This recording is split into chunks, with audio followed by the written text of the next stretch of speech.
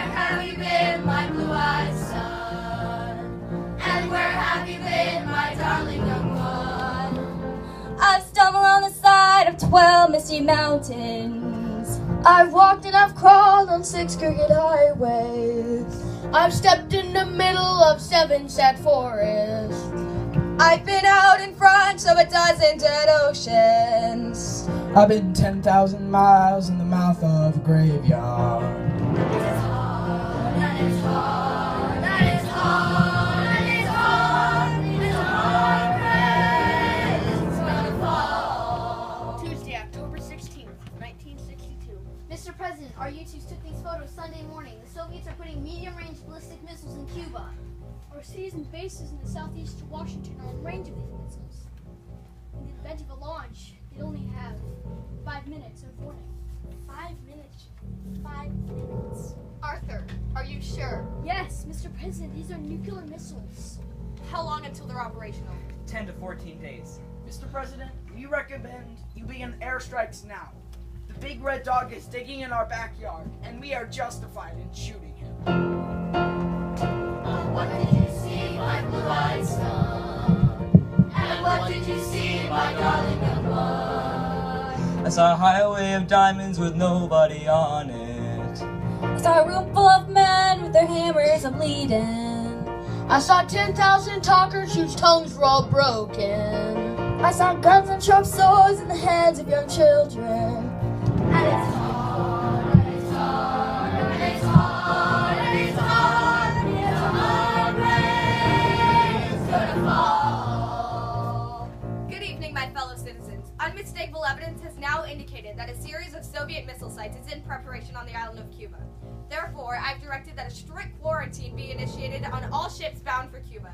Any ships, if found to contain cargo of offensive weaponry, will be turned back.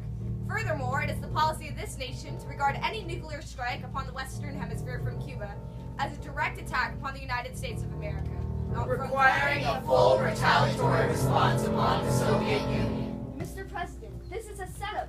The chiefs want to redeem themselves for the Bay of Pigs. If one of our planes gets knocked down, or one of their ships won't stop for the inspection, the chiefs will force us to start shooting. They want war, and they're arranging things together. This is Ken O'Donnell, Special Assistant to the President. Yes, sir? Commander, the President has instructed me to relay this order. You are not to get shot down. We'll do our best, sir. I don't think you understand me correctly.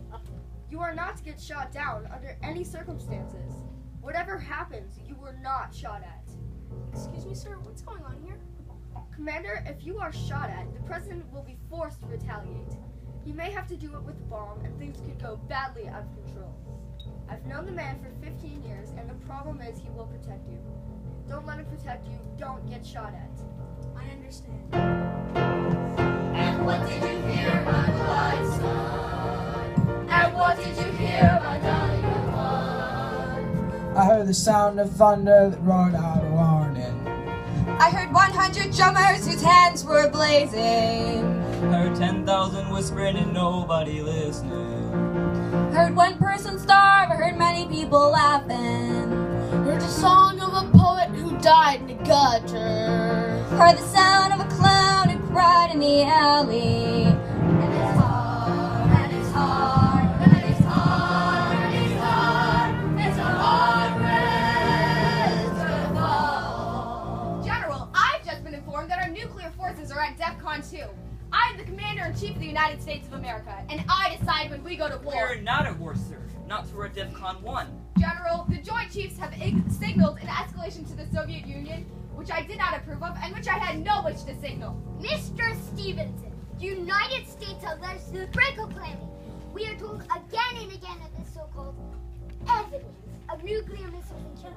Where's this evidence? Or perhaps there is no such evidence. Ambassador Zorin, our evidence is clear and incontrovertible. You, the Soviet Union, have created this danger, not the United States. Do you deny it? I'm not an American courtroom, sir. You are in the courtroom of world opinion. You deny these weapons exist, and I will present evidence in this room proving the Soviet Union has lied to the world. Mr. President, contact from Mr. Alexander Bowman.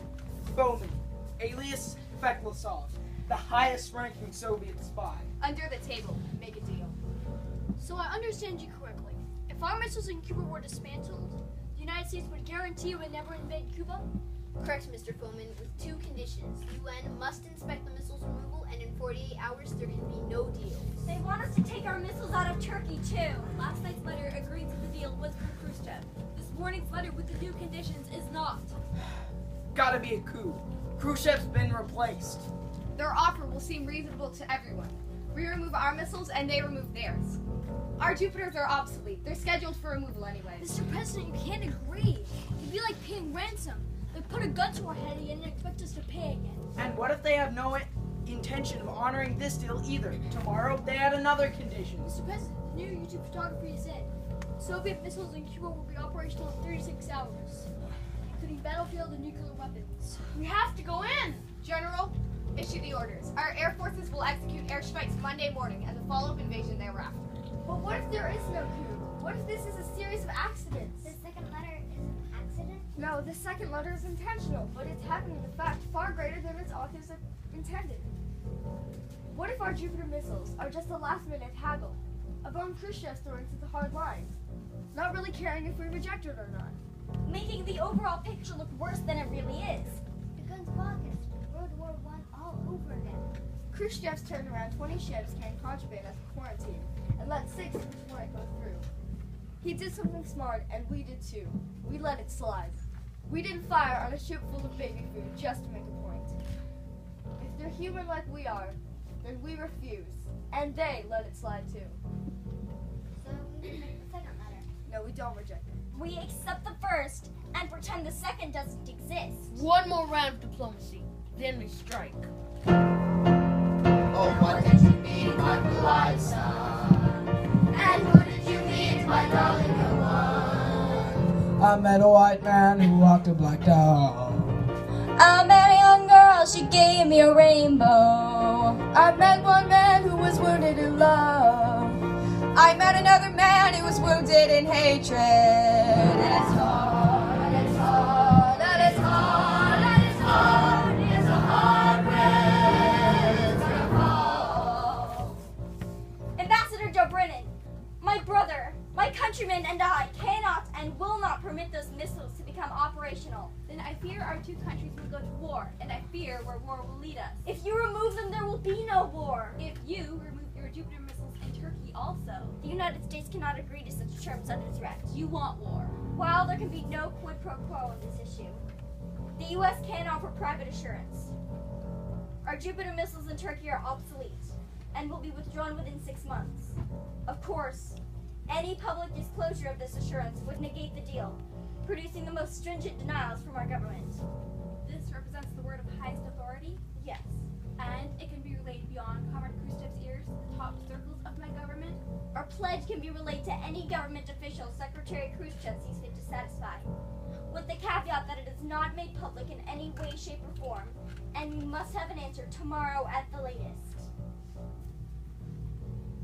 We've heard stories that some among your military wish for war. You and your brother are good men. I assure you there are other good men. Let's hope that the will of good men can counter the strength of this terrible thing which has been put in motion. And what do you think now, my boys?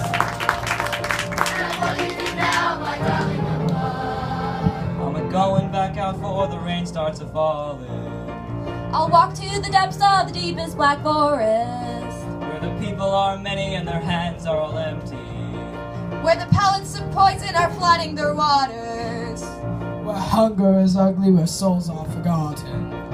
Where black is the color, where none is the number. and I'll tell it, I think it, and speak it, and breathe it, and reflect from the mountain so all souls can see it. And I'll stand on the ocean until I start sinking. But I'll know my song well before I start singing. And it's hard, and it's hard, and it's hard, and it's hard. It's a hard rain, it's gonna fall. This is Radio Moscow. The following statement has been issued from General Secretary Khrushchev to President Kennedy. The missiles are now in the hands of Soviet officers to dismantle them and return them to the Soviet Union.